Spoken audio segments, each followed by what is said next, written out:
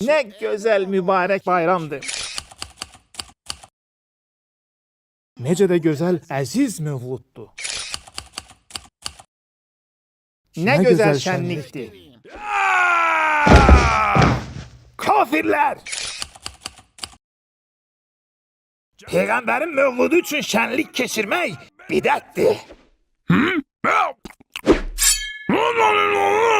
Ne? Tez olun, tövbe edin. Sen ümumiyyətlə bidətin ne olduğunu bilirsən? Bidət heç bir şəri sənədi və dəlili olmayan dini bir əməldir. Bizim isə bu şadlıq üçün Qur'andan dəlilimiz var. Qur'an buyurur ki, Allahın fəzli və rəhmətinə sevinin ki, bunun özü bütün əməllərdən üstündür. Məgər Qur'anın özü buyurmur ki, Həzrəti Peyğəmbər aləmlərə rəhmətdir. Deməli, bizim vəzifəmizdir ki, Allahın bəşəriyyətə verdiyi bu nemətinə görə şükür və şadlıq edək. Allah Rəsulunun özü birinci günlər oruç tutardı. Çünki özünün besət və mövludu birinci günüydü. Yəni Allah Rəsulunun özü də həftədə ən azı bir dəfə mövlud və besət gününü əziz tutardı.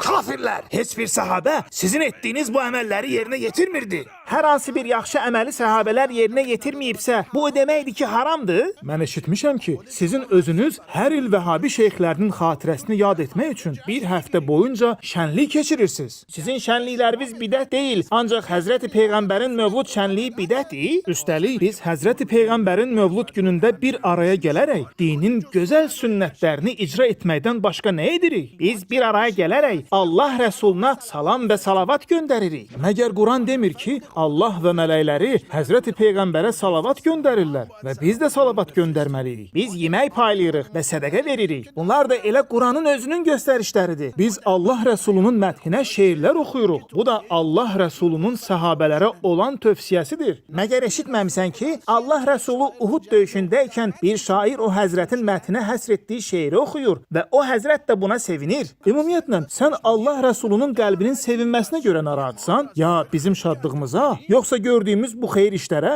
Almaya şərbət və şirniyyatla aran yoxdur, hə? Şəkər xəstəsi deyilsən ki.